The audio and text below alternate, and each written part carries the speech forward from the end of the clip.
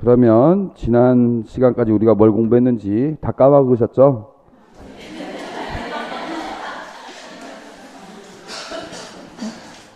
예, 먼저 서두 첫 번째 환시 때에는 묵시록 전체 서두, 그 다음에 편지 이 두 가지를 우리가 봤습니다. 1장은 서두, 2, 3장은 편지. 그 다음에 4, 5장을 우리가 지난번에 공부했는데 4, 5장은 이제 7개의 두루마리를 이제 그 봉인되어 있는 두루마리를 이제 펼칠 건데 그 전에 있었던 예비 사건이죠. 그 다음에 마찬가지로 나팔 심판에 대해서도 예비 사건이 생깁니다. 이렇게 예비 사건이 있고 7개의 대접을 통한 심판에서도 예비 사건이 이렇게 있습니다. 그래서 우리가 현재까지 여기까지 지금 본 거예요. 그래서 여기는 계시의 예비잔치 심판 구원을 선포하는 내용이고 여기 구체적으로 실행한다는 거 제가 말씀드렸습니다. 그래서 우리가 4, 5장을 지난 2주 전에 봤는데요. 4, 5장은 그때 당시에 로마가 이런 제국을 가지고 있었고 이렇게 엄청난 이런 나라였는데 이런 곳에서 이제 그 박해를 당하고 있는 이 교회 앞에서 하느님이 과연 무엇을 하고 계시는가? 하느님 정말 너무 나약해 보이는 그런 하느님이 나약해 보이는 것이 아니라 실상은 이러한 영광된 모습으로 이미 하늘에 계신다. 그리고 하늘에서의 그 뜻이 이 땅에도 이루어질 것이다라는 것을 사장을 통해서 보여줬다고 얘기를 했습니다. 그다음 5장에서는 이제 그런 하느님의 뜻을 어떻게 실현할 것인가? 바로 예수 그리스도를 통해서 실현하실 것인데 그분께서는 이 유다 지파의 사자 다윗의 뿌리이신데 그 얘기는 곧 이제 다윗 메시아를 만국의 정복자 그런 어떤 이미지라고 했죠. 근데 이 이미지만 있는 것이 아니라 이 반대되는 이미지인 어린 양과 희생적 죽음. 그래서 첫 번째 이미지와 대비가 되는 이러한 분을 통해서 실현시키신다는 거죠. 그래서 이 두 이미지를 통해서 하나님께서 적대자와 싸우시겠지만 그것은 물리적인 힘이 아니라 어린 양의 희생적인 죽음을 통한 것임을 보여준다. 이렇게 말씀드렸습니다. 그리고 이제 6, 7장 그 7개의 봉인된 두루마리를 펼치는 장면을 이제 우리가 보게 되겠습니다. 그림 하나를 이렇게 준비했는데 이거는 하나의 예입니다. 보면은 여기 이 마테오의 순환입니다. 까라바조가 그린 그림인데 마테오의 순환입니다. 이제 그 박해자가 이제 그 칼로 이제 당장 죽이려고 하는 모습이죠. 그 표정들을 보면 다들 공포스러운 얼굴입니다. 그리고 포악하고 아주 공격적인 모습으로 이제 당장 죽이려고 하고 있습니다. 이 모습만 봤을 때에는 이 마테오의 죽음은 얼마나 불쌍한 겁니까? 얼마나 또 처참합니까? 그런데 지금 여기서 뭘 하고 있습니까? 천사가 지금 이게 뭐예요 이거? 줄을 아니고 깃발 같은 건데 이게 팔마가지를 이제 순교의 팔마가지 승리를 상징하는 순교의 팔마가지를 이제 막 주려고 하는 모습이죠. 그러니까 우리가 이 지상에서 보고 있는 것은 이러한 현실만을 보고 있지만 실제로는 이 전체를 다 같이 봐야 된다는 거죠. 이 전체를. 무슨 얘기입니까? 이렇게 죽어가는 이 동시간대에 같은 순간에 이미 하늘에서는 이미 승리를 노래하고 있다. 패배가 꼭 패배가 아니다. 근데 우리는 이것만을 바라보기가 쉽다는 거죠. 네? 이것만을 바라보는 것이 아니라 이 순간에 이미 승리를 맛보고 있는 것이 더 본질적인 실제다. 더 본질적인 사건이다. 그거를 기억하자. 이게 묵시록의 내용입니다. 한마디로 제가 드리고 싶은 말씀이었습니다. 자, 그러면 여기서부터 이제 보겠습니다. 자, 여러분들 유인물 챙기고 오신 분들은 유인물 이렇게 보세요. 7중 시리즈 정리하는 부분 여기 나와 있습니다. 메모하시면서 보시면 되겠습니다. 자, 6장입니다. 자, 나는 어린 양이 7봉인 가운데 하나를 뜯으시는 것을 보았습니다. 예. 6장 1절입니다.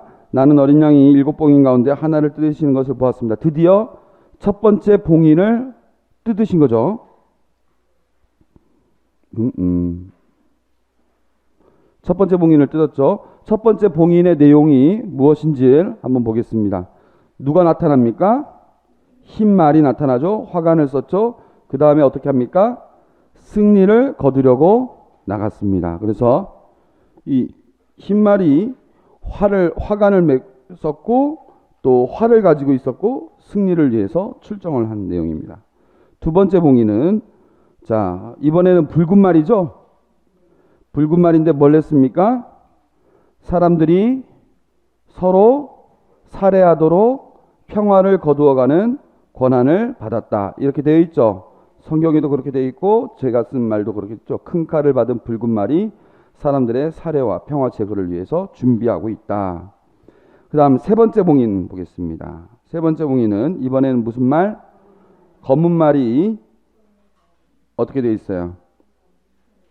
손에 저울을 들고 있었고 그 다음에 밀 한 대와 보리 석 대가 하루 품삯이 되게 했다. 이렇게 되어 있어요. 뭔가 무슨 내용인지는 정확하게 모르겠지만 대충 우리 눈치상으로는 기근, 어려운 어떤 경제적인 어려움을 위해서 준비되고 있는 상태입니다. 네 번째 봉인은 이번에는 뭐라고 나와 있어요? 푸르스름한 말이, 푸른 말이 죽음과 저승의 이름을 갖고 있는데 죽음의 이름을 갖고 있고 저승이 따르고 있었는데 그들에게 칼과 굶주림과 흑사병과 들짐승으로 사람들을 죽이는 권한을 갖고 있다. 그래서 죽음과 저승을 동반한 푸르스름한 말이 땅의 4분의 1을 죽이기 위해서 준비하고 있다. 되어 있습니다. 그 다음에 다섯 번째 어떻게 나와 있습니까? 그들이 어떤 이들이냐면은 하나님의 말씀과 자기들의 한 증언 때문에 살해된 이들이 제단 아래에 있고 그들이 큰 소리로 외쳤습니다. 거룩하고 참되신 주님, 저희가 흘린 피에 대하여 땅의 주민들을 심판하고 복수하시는 것을 언제까지 미루시렵니까? 뭐 이런 내용. 그래서 순교한 이들이 복수를 호소하고 그 다음에 기다리라는 분부를 받았다는 얘기입니다. 그 다음에 여섯째. 그러자 큰 지진, 그 다음에 검은 해, 피의 달, 별들의 낙하, 하늘, 산, 선들의 사라짐, 이런 종말론적인 현상이 등장하고 승리가 암시되고 있습니다. 그 다음에 일곱 번째가 바로 나왔어요. 일곱 번째가 안 나왔죠. 그 다음에 이제 14만 4천 명의 이야기가 나옵니다. 그래서 7장 5절에서 8절 보면 유다 지파, 루벤 지파, 가드 지파, 아세르 지파, 납탈리 지파 등등등 12지파가 나와 있습니다. 그래서 14만 4천 명의 이게 이마에 인장을 찍는 내용입니다. 그 다음에 7장 9절 아무도 수를 셀 수 없을 만큼 큰 무리가 있었습니다. 이렇게 나와 있어요. 그래서 이들이 찬양과 경배를 드리는 내용입니다. 그 다음에 8장 1절로 넘어가죠. 일곱 번째 봉인을 뜯으셨을 때 이렇게 나와 있습니다. 그때서야 이제 일곱 번째 봉인을 뜯는 장면이 나옵니다. 자, 화면 보시기 바랍니다. 자, 첫 번째 말이 나오죠. 두 번째 말이 나오죠. 세 번째 말이 나오죠. 네 번째 말이 나오죠. 그 다음부터 말이 나옵니까? 말이 안 나오고 말만 4번 나옵니다. 그 다음에 다섯 번째 순교한 이들의 호소. 그 다음에 여섯 번째 지진 등 천체의 변화. 그 다음에 삽입이 두 개가 있어요. 14만 4천 명의 날인과 수를 셀 수 없는들의 그 경배. 이렇게 돼 있고 일곱 번째가 반 시간가량의 침묵. 이렇게 돼 있습니다. 이 전체적인 흐름. 네 개는 말이 등장하고 그 다음에 다섯 번째 순교한 이들의 복수를 호소하는 내용. 그 다음에 천체의 변화. 그 다음에 반 시간가량의 침묵. 이 흐름에 대해서 이제 보도록 하겠습니다. 먼저 앞에 네 개가 뭔가 묶여 있죠? 같은 비슷한 거니까 그것부터 먼저 보겠습니다. 첫 번째 봉인에서 활을 가진 흰 말이 승리를 위해 출정한다. 그 다음에 붉은 말, 검은 말, 푸르스름한 말, 이 말들이 나오는데 이 말들의 내용은 스가랴서 1장 8절에서 15절, 6장 1절에서 8절에 그것이 배경이 되는 겁니다. 그래서 이 말이 도대체 뭘 상징하는 건가? 자, 그러면 이 배경이 되니까 이 배경을 찾아봐야 되겠죠? 예. 이제는 좀 성서 찾는 게 좀 빨라지셨나요? 비슷비슷합니까? 뭐 저도 고만고만합니다. 1장 7절을 보면 첫 번째 환시 내용이 나와 있는데, 자, 다리우스 제2년 11째 달 스바달 스무 나온 날에 주님의 말씀이 이또의 손자이며 베레크야의 아들인 스가랴의 예언자에게 내렸다. 내가 밤에 보니 붉은 말을 탄 사람이 골짜기에 도금양 나무 사이에 서 있었다. 그 사람 뒤에는 붉은 말과 검붉은 말들과 흰 말들이 서 있었다. 그래서 내가 날이 저것들은 무엇입니까? 하고 물었더니 나와 이야기하던 천사가 저것들이 무엇인지 너에게 보여주겠다 하고 대답하였다. 그러자 도금양 나무 사이에 서 있던 그 사람이 이것들은 주님께서 세상을 두루 다니도록 보내신 것이다 하고 대답하였다. 말탄 사람들이 도금양 나무 사이에 서 있던 주님의 천사에게 말하였다. 저희가 세상을 두루 다녀보니 온 세상은 평온하게 지내고 있었습니다. 그러자 주님의 천사가 아뢰었다. 만군의 주님, 당신께서는 예루살렘과 유다의 성읍들을 가엾이 여기지 않으시고 언제까지 내버려 두시렵니까? 그들에게 진노하신 지 이른 해가 되었습니다. 주님께서는 나와 이야기하던 천사에게 다정하고도 위로가 되는 말씀으로 대답하셨다. 무슨 얘기냐? 14절 보면 이런 내용이 나와 있어요. 나와 이야기하던 천사가 나에게 말하였다. 너는 외쳐라. 만군의 주님께서 이렇게 말씀하신다. 나는 예루살렘의 시온에 커다란 열정을 지니고 있다. 그러나 태평스러운 민족들에게는 몹시 화가 나 있다. 무슨 얘기입니까? 아니 지금 예루살렘이 지금 고통받고 있는데 그 고통을 주었던 세상은 정작 너무나 태평하게 지내고 있구나. 이런 내용이죠. 그런 내용입니다. 예. 예. 그래서 말들을 보니까 말은 어떻습니까? 빠르죠. 그러니까 말은 빠름의 상징입니다. 그래서 말은 빨라요. 빨리 막 샥 다니니까 온 세상을 두루 다닐 수 있는 거죠. 각가지 색깔의 그 말들이 쭉 온 세상을 다니면서 봤더니 정작 예루살렘은 고통받고 있는데 그 예루살렘에게 고통을 주었던 그 세상은 태평하게 있구나. 그래서 이제 이 말들을 통해서 뭔가 심판을 하려고 하는 그런 내용인 거죠. 그러니까 이제 다시 이 네 개의 말이 등장했다는 것은 이제 뭔가 이 네 개의 말이 등장했다는 것은 뭔가 이 세상에 대해서 주님께서 무언가를 하시겠다는 거죠. 이 말들을 통해서. 근데 이 내용을 보면은 전부 다 뭐 승리다, 뭐 사랴 평화제가 기근, 뭐 그러니까 지금 태평스럽게 있는 이 그 모습을 깨시겠다는 어떤 그런 모습을 드러내는 거죠. 약간 변형되어 있습니다. 내용이 약간. 자, 여기서 첫 번째 여기 활은 파르티아 제국 병사들이 쓰던 게 활이었어요. 그러니까 활이라는 이 무기는 로마의 무기는 아닙니다. 저마다 자기네 주 무기가 있는데 여기는 로마의 무기가 아니라 파르티아라는 제국의 무기입니다. 파르티아라는 제국은 이미 로마에게 55년과 기원 후 62년에 치명적인 공격을 했었던 그런 제국입니다. 그래서 로마 제국이 결국에 정복하지 못했던 것이 파르티아 제국입니다. 그 메소포타미아 지역입니다. 그래서 파르티아 제국은 로마에게 있어서 약간 좀 넘지 못한 하나의 산과도 같은 그런 것이죠. 그러니까 이 활을 가진 흰말이라는 것은 엄청나게 뭔가 공격적이고 화력을 갖고 있는 것을 묘사하는 겁니다. 그다음에 평화를 거둔다는 거 여기 평화를 거둔다는 이 표현 이거는 전쟁의 분위기를 지금 보여주고 있는 것이죠. 이 붉은 말을 통해서 전쟁의 분위기가 지금 드러납니다.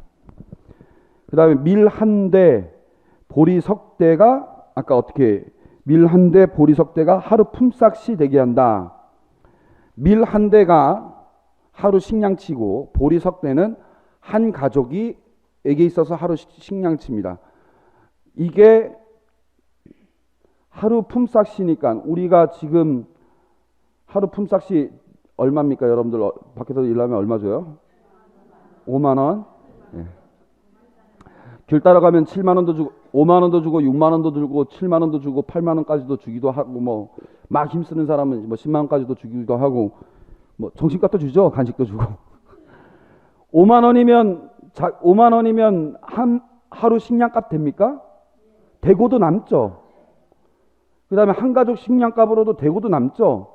그런데 여기 하루 품삯이 이 정도밖에 안 된다는 얘기는 엄청나게 물가가 상승했다는 겁니다. 그만큼 기근이 왔다, 경제적인 어려움이 왔다, 뭐 이런 얘기입니다. 그런데 여기에 그 뭐 올리브 기름과 포도주에는 해를 끼치지 마라, 뭐 6장 6절에 나와 있는 부분이 있는데, 그러니까 이제 밀하고 보리는 우리 주식이잖아요. 그래도 밥국에 해당되는 거고, 올리브 기름하고 포도주는 양념에 해당되는 거 아닙니까? 그래서 부분적인 어려움을 보여주는 것이 아니냐 이렇게 얘기를 하는데, 사실 밀하고 보리 자체가 없는데 올리브하고 기름이 있다고 해서 무슨 뭐가 뭐 더 좋을 게 뭐 있습니까? 하나도 좋을 거 하나도 없죠. 뭐 여러 가지로 해석할 수 있지만, 뭐 올리브 기름하고 포도주 건들지 않는다고 해서 뭐 기근이 더 줄어드는 건 아니고, 뭐 여러 가지 해석이 있습니다만, 아무튼 뭐 일종의 비꼬는 거라고 생각하시면 가장 쉽습니다. 자, 이 내용은 사람들이 이따 보면 막 뭐 전쟁이 많이 나니까 뭐 근동 지역에, 중동 지역에 뭐 전쟁을 얘기하는 거구나. 기근하면 아프리카 기근을 얘기하는 거구나. 뭐 이렇게 죽음과 저승을 동반하는 사람들 막 죽는다니까, 막 요새 막 사람들 많이 죽는데 그걸 얘기하는 거구나. 그런 식으로 역사의 어느 특정한 사건을 지칭하는 것은 아닙니다. 단지 하느님의 권능이 얼마나 큰지를 묘사하는 대목이지 실제 심판하는 내용도 아닙니다. 그러니까 지금 그렇게 하기 위해서 준비하고 있는 상태죠, 지금 현재. 그러니까 하느님은 지금 아무것도 안 하시는 게 아니라 사실은 이만큼 큰 권능이 있으신 분이시다. 그걸 기억하라는 얘기죠. 그래서 하느님 백성을 위한 심판의 말들이 쓰이고 있는데, 그러니까 하나님께서 이런 심판할 수 있는 권한이 있으신 분이시다라는 것을 지금 첫 번째부터 네 번째까지 지금 보여준 내용입니다. 아셨죠? 암기하는 게 중요한 게 아니라 이해하는 게 중요합니다. 암기하려고 할 필요 없습니다. 이해하는 게 중요합니다. 이해하는 게. 조금 이따가 다시 정리해 드리겠고요. 다섯 번째, 여섯 번째를 보겠습니다. 다섯 번째, 순교한 이들이 복수를 호소하고 기다리라는 명을 받고, 그 다음에 큰 지진 등 종말론적인 현상이 등장하고 승리가 암시된다. 물음과 대답. 무슨 얘기냐. 자, 9절부터 11절 한번 보겠습니다. 9절 한번 읽어보시기 바랍니다. 어린 양이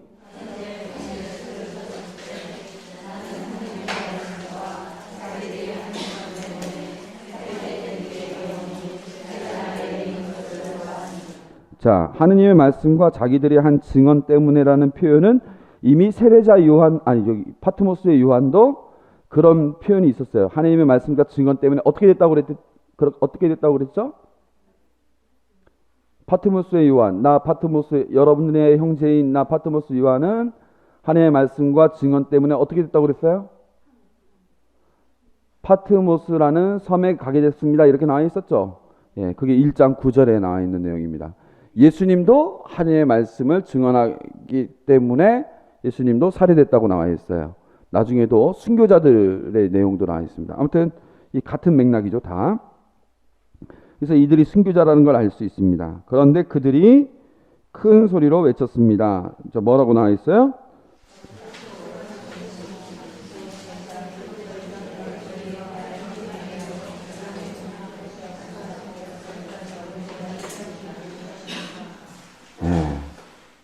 오늘따라 좀 안 읽으시네요. 거룩하시고 참되신 주님, 저희가 흘린 피에 대하여 땅의 주민들을 심판하고 복수하시는 것을 언제까지 미루시렵니까? 여러분들 이런 기도가 맞는 것 같아요? 틀린 것 같아요? 맞습니까? 이런 기도가 나오게 돼 있어요? 안 나오게 돼 있어요? 지금 나오게 돼 있죠? 그러니까 하느님, 저들이 우리를 지금 괴롭히고 있는데 좀 복수 좀 해주십시오. 이렇게 나올 수밖에 없죠, 지금.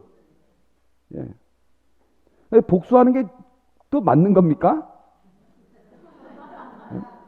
하느님이 그러면 박해당하는 사람들만 당신의 피조물이고 박해하는 이들은 당신의 피조물이 아니란 얘기입니까? 근데 그러면 이거는 좀 우리가 이렇게 기도하면 안 되겠구나 이렇게 하기도 좀 그렇죠.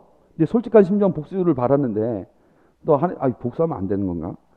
아무튼 이렇겠죠 지금.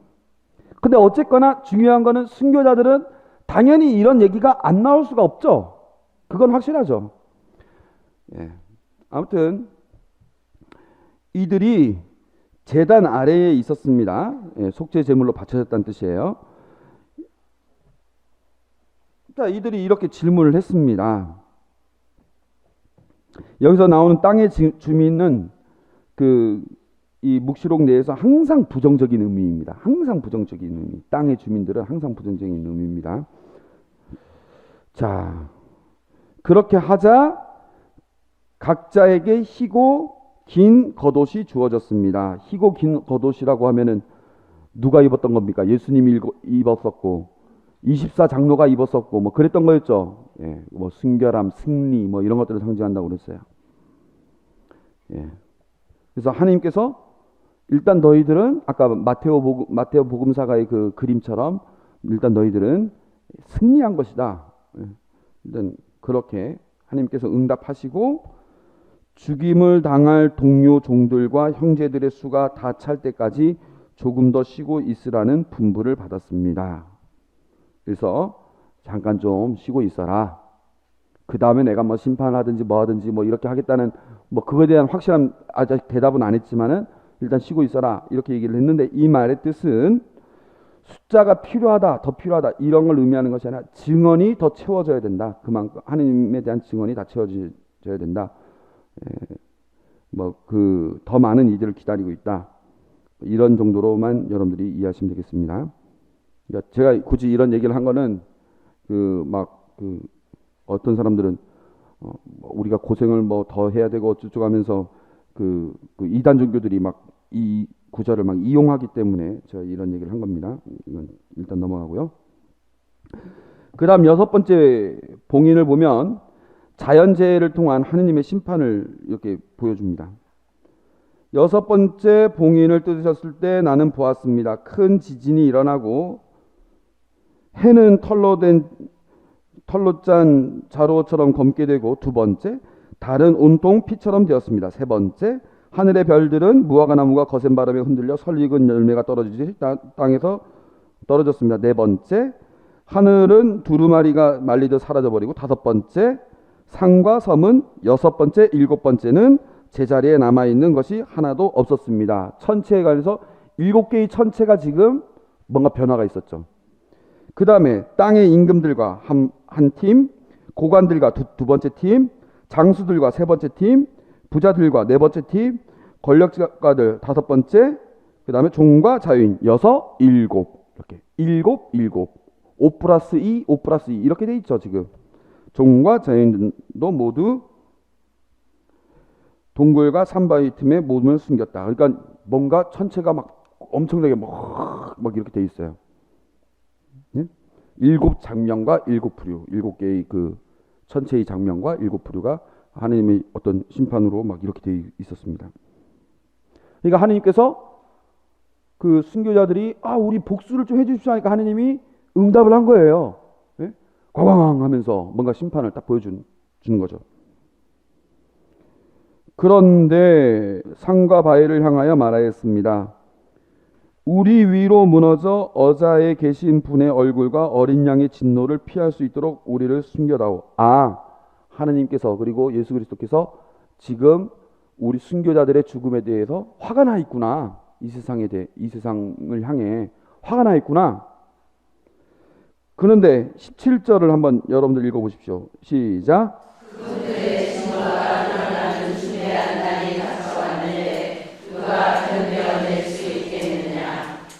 예, 지금 그분들의 진노가 드러나는 중대한 날이 이미 다 온 겁니까? 아직 안 온 겁니까? 예? 닥쳐오고 있는 중이죠? 아직 완전히 온 건 아니에요, 지금. 이걸 또 어떻게 얘기를 해야 되나?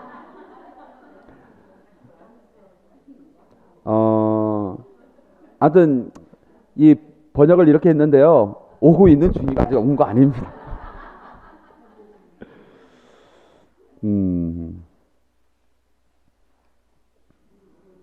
아직 진노의 날이 다 온 것은 아닙니다. 다 온 것은 아닙니다. 6장 17절 내용은 진노의 날이 다 온 것이 아닙니다. 이걸 영어 성경이라도 들고 올 걸 그랬나? 이 우리나라 번역이 좀 이렇게 돼 있지만 아직 진노가 드러난 중대한 날이 닥쳐오고 있는데 닥쳐오게 되면 뭐 이런 식으로 이 내용을 어디서 보면은 어디에 나와 있는데 드디어 왔다 하면서 지금은 동굴과 산 바위 틈에 몸을 숨길 수가 있는데 나중에 되면 숨기지도 못할 때가 와요. 그걸 그게 있는데. 그래야 내가 할 말이 이게 우기는 게 아니라는 걸 드러낼 수 있는데. 그럼 찾아볼까? 그렇다고 칠까요? 예. 제가 이러면은 제가 못 견딥니다. 막 이러면 막 찾아야 돼 또. 나중에 내가 이걸 분명히 참고 다음 주에 꼭 얘기를 해주시겠습니다. 아직 다 좋은 건 아닙니다. 지금은 아무튼 산과 바위를에게 숨길 수 있는 여지가 있어요. 아직 온 게 아니에요. 그러니까 하나님께서 그냥 잠깐 보여준 것 뿐이에요. 그러니까 만약에 진짜 닥쳐오면 어떻게 될 것이냐? 어떻게 될 것이냐? 견딜 수 있는 사람이 과연 누가 있겠냐? 하나님께서 그냥 온 천체에 그냥 그 정도로 해버리면 이때는 진짜 우리 다 죽게 생겼구나. 큰일 났구나. 이 정도가 된다는 거예요. 자, 지금 이제 내용을 이제 보면은요. 지금 자연재해를 통한 이 하나님의 심판 7장면 7부류가 있는데 이거는 이런 성경 구절을 배경으로 하고 있고 이 배경의 내용은 적대국을 심판할 때 나오는 대목입니다. 혹은 세상을 심판하는 종말론적 진노의 날을 묘사할 때 나오는 대목입니다. 그런데 이건 아직 진노의 날이 다 온 것도 아니고 그거에 맛보기에 불과한 부분입니다. 그런데 어쨌거나 하느님은 지금 진노하고 있다라는 내용은 보여주고 있지만 복수하겠다는 것에 대해서는 긍정의 내용도 부정의 내용도 전해지지는 않습니다. 아무튼 다만 뭔가 성실히 응답할 것을 지금 예고하고 있는 장면인 겁니다. 이 6번째 이 봉인을 풀었을 때. 그리고 누가 견딜 수 있을까? 하나님께서 이렇게 천체를 확 하고 일곱 부류라고 하면 온갖 부류의 사람들을 다 이렇게 심판하고 있는데 누가 견딜 수 있을까? 누가 견딜 수 있겠어요?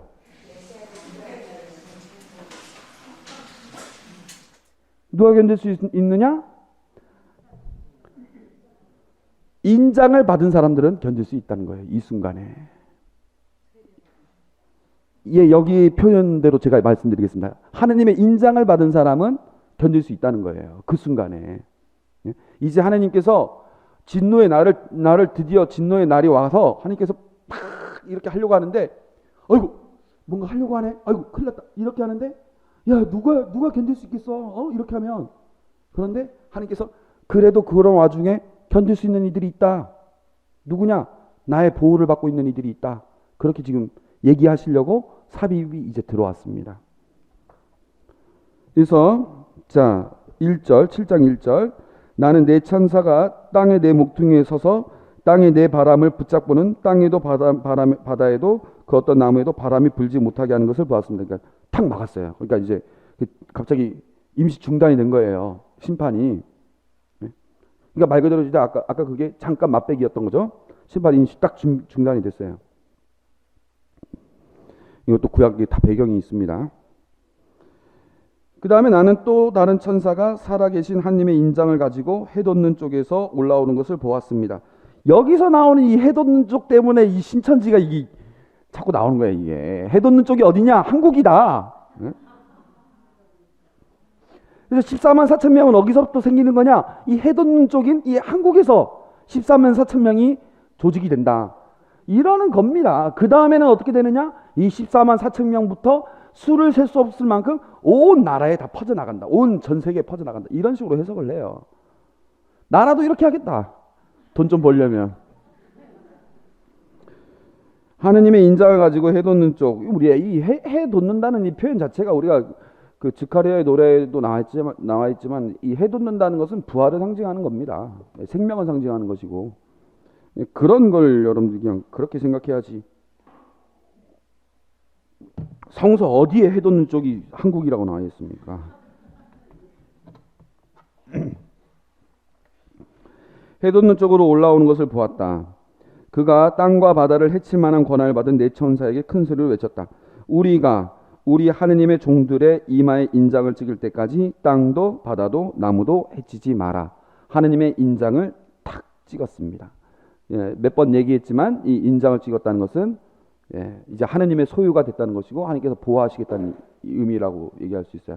양떼들이 막 있는데 양떼들 중에 딱 우리 집 도장을 딱 받은 거는 내가 책임져 가지고 양떼들 섞였을 때도 이건 내 거 찾을 수 있고 그 양떼들을 이제 일이나 늑대로부터 보호할 수 있고 뭐 그런 거죠.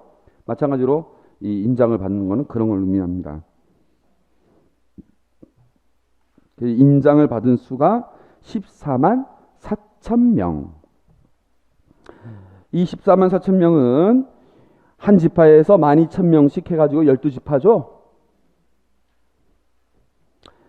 이거는 마찬가지로 24장로처럼 구약의 말씀을 신약에서 성취를 했는데 그것을 따르는 백성들입니다. 그래서 이 신약은 항상 구약의 말씀을 성취한 거죠. 그래서 신구약 이제 구약의 전통을 이어받은 이 신약의 그리스도인들을 말하는 것이고 그래서 12 곱하기 10이고 그 다음에 1000이라는 숫자는 군대 조직이에요. 군대 조직. 우리 백인대장, 천인대장 뭐 이런 말이 있는 것처럼 1000이라는 숫자는 군대 조직입니다. 그래서 구약의 말씀을 성취한 신약 백성들의 전투적인 단면. 왜 천자가 들어갔느냐? 이들은 전투적인 특징을 갖고 있다. 그러니까 하느님이 심판 때에 이들은 심판받는 이들과 맞서 싸우는 이들이라는 거죠. 맞서 싸우는 이들이라는 거죠. 이해하셨죠? 그 전에 누가 또 맞서 싸우는 존재가 누가 있었냐면은 어린 양이 있었죠. 어린 양이 유다 지파의 사자요 뭐 이런 어쩌고 얘기했었죠. 그러니까 유다 지파의 사자이신 어린 양은 어린 양으로서 싸우시는데 그분이 그 싸우는 무기는 당신의 그 살해된 죽음 뭐 이렇게 얘기를 했었죠. 마찬가지로 이들도 어린 양과 함께 싸우는 그 공동체입니다. 그래서 이들은 누구냐?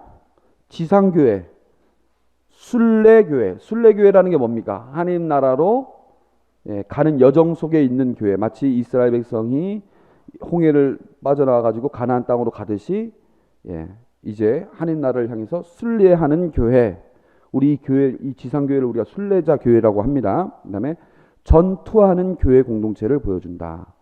그러니까 하느님께서 지금 로마 제국 하에 있는 이 지상의 교회를 당신의 소유로 삼으시고 당신께서 보호하실 것이다. 그래서 맞서 싸우라는 이런 내용입니다. 아셨죠? 14만 4천 명이 꼭 14만 4천 명만 얘기하는 게 아니라 우리 전체를 얘기하는 겁니다. 같은 말입니다. 저를 사제라고도 하고 신부라고도 하지 않습니까? 같은 말입니다. 모든 교회가 다 순례하는 교회죠. 지상교회. 그러면 그러니까 에클레시아 인 이제 영어로 필그림. 필그림 하면 이제 순례의 교회. 이거 아니면 에클레시아 인 비아 하면은 이제 순례의 교회. 이거 라틴어로 나오는 격언 이거 수거입니다. 에클레시아 인 비아 이거는 이제 그 순례하는 교회. 에클레시아 인 파트리아. 파트리아 하면 여러분들 그 뭡니까? 그 파트리아 하면 조국이란 뜻이거든요. 고국, 조국. 우리 애국심을 영어로 뭐라고 합니까? 패트리어트라고 합니까?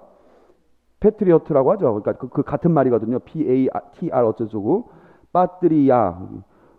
조국 안에 있는 교회. 에클레시아 인 파트리아 하면은 이미 조국에 도달한 교회. 그거는 뭡니까? 천상교회를 말하는 겁니다. 그러니까 에클레시아 인 비아, 에클레시아 인 파트리아 이렇게 나옵니다. 예, 뭐 그렇고 그래서 삽입 1은 누가 견뎌낼 수 있느냐? 견뎌낼 수 있는 이들이 있다. 14만 4천 명. 바로 이 교회들이 그렇다. 하느님의 심판에서 그들은 예외가 된다. 이런 얘기고 그 다음에 9절 그 다음에 내가 보니 아무도 수를 셀 수 없을 만큼 큰 무리가 있었습니다. 모든 민족과 종족과 백성과 언어권에서 나온 그들은 희고 긴 겉옷을 입고 손에 야자나무 가지를 들고서 어자 앞에 또 어린 양 앞에 서 있었습니다. 아까는 7장 1절에서는 배경이 어디였어요?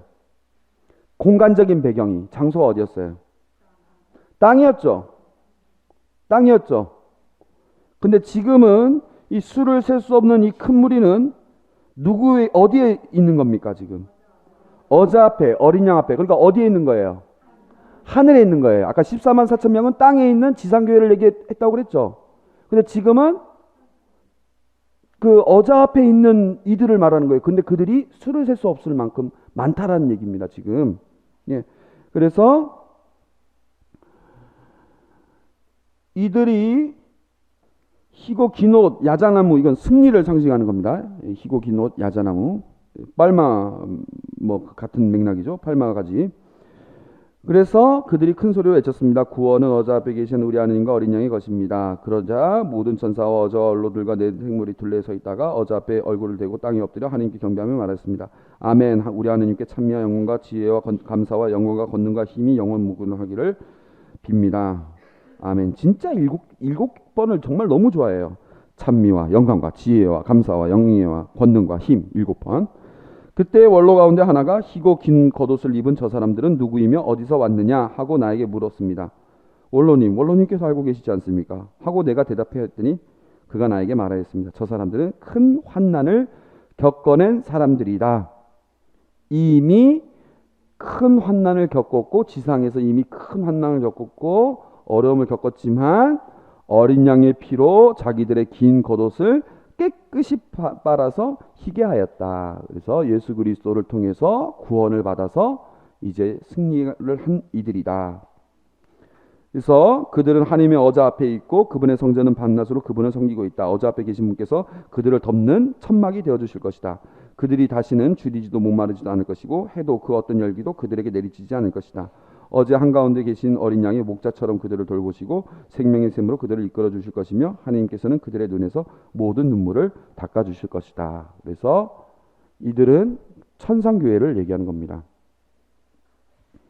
천상교회, 본향의 교회. 아까 에클레시아인 파트리아라고 제가 얘기했는데 그 다음 승리의 교회. 그래서 지상교회에 있는 이들은 그러한 심판 중에서도 이미 보호를 받게 될 것이고 그 다음에 천상교회에 있는 이들은 하나님을 경배하고 있다. 자, 이 부분을 함께 읽도록 하겠습니다. 시작.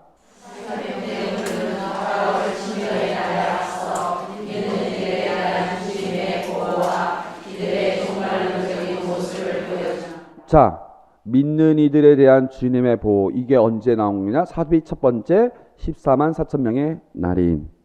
이들의 종말론적인 모습은 무엇입니까?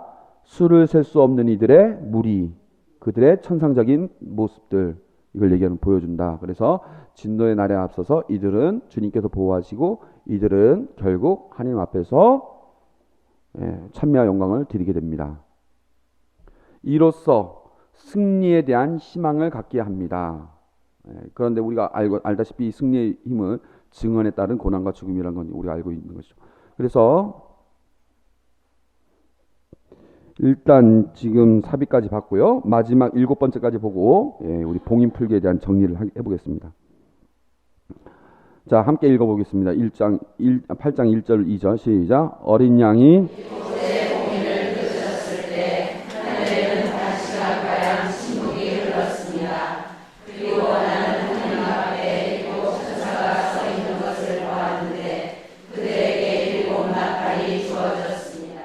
자,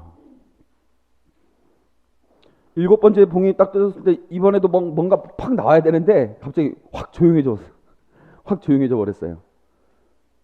한 30분 동안 조용하더니 그 다음에 하나님 앞에서 7 천사가 서 있고 벌써 그들에게 7 나팔이 줘버려. 그럼 이제 벌써 뭘로 넘어간 겁니까? 7 봉인에서 7 나팔 시리즈로 넘어가 버렸죠. 벌써 그냥 지도새도 모르게 그냥 한 30분 훌쩍 지나니까. 그러니까 7번째는 이 침묵이 전부입니다. 예, 이 침묵이 전부예요. 뭐 딴 게 없어요. 예? 이게 이제 설명하려고 하는데 성질 급한 한국 사람. 반 시간은 예루살렘 성전에서 향을 피우는 시간이기도 합니다. 뭐 해석은 아주 다양하지만, 그러니까 이제 순교자들의 기도가 있었고 하나님의 응답이 있었고 그 응답에 대한 삽입 2개를 통해서 약간의 해설이 있었습니다.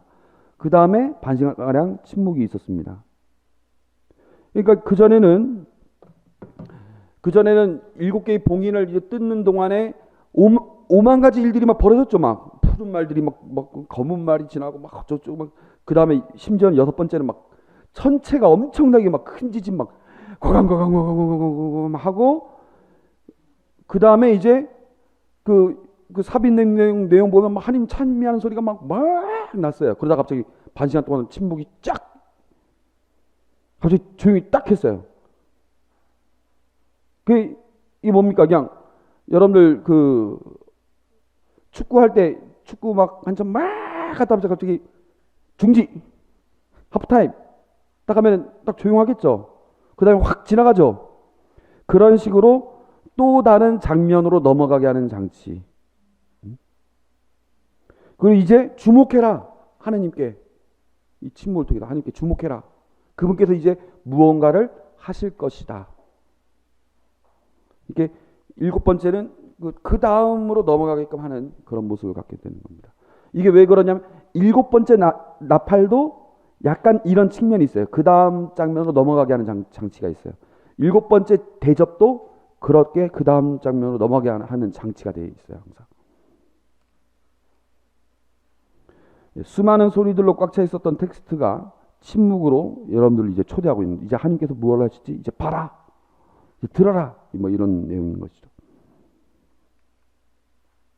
그래서 이제 그 침묵 안의 독자들은 하나님의 계시가 드디어 전개되겠구나, 이렇게 선포된 계시가 이제 드디어 전개되겠구나 하는 기대를 갖게 된다는 거죠. 자, 정리를 해보겠습니다. 어제 어떤 분과 어린 양이 등장했습니다. 그래서 어린 양을 통해서 봉인을 이제 풀기 시작했는데, 두루마리에 첫 번째부터 네 번째의 봉인은 하느님의 무한한 권능을 드러내셨습니다. 그분은 지금 이 시대에 벌어지고 있는 모든 세상의 권력이 더 큰 것만 같은 그런 곳에서 하느님은 그것을 심판할 수도 있는 권능을 드러내시는 분이시다. 그렇다면 하느님이 그런 분이신데 왜 가만히 있으십니까? 복수해 주십시오. 언제까지 우리가 계속 이렇게 당해야만 합니까? 복수해 주십시오. 라고 5번째 봉인에서 물었습니다. 그렇다면 당신은 그런 분이신데 왜 가만히 있으십니까? 라고 물었어요.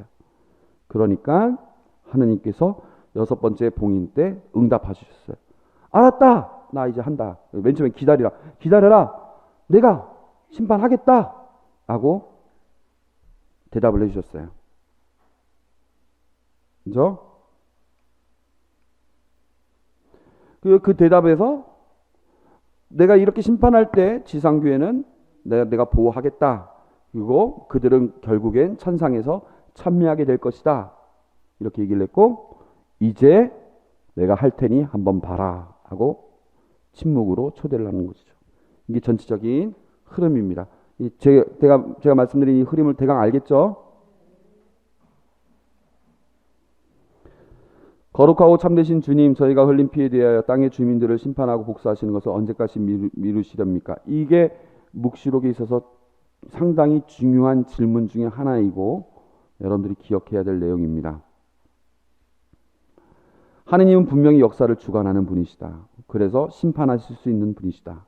그러나 세상은 악의 세력들에 의해 움직여지며 하느님은 침묵하시는 듯하다. 그래서 이런 질문이 나오는 거죠. 5번째 봉인 때.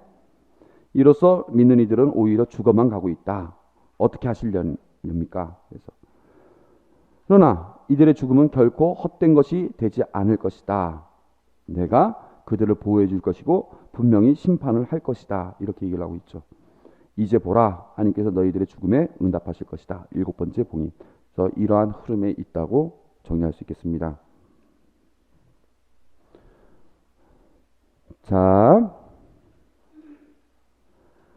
하느님의 뜻을 선포하는 봉인 시리즈는 독자들에게 신앙생활에 따르는 현실적 어려움에 대해 하느님은 결코 방관하지 않을 것임을 보여주는 대목입니다. 예.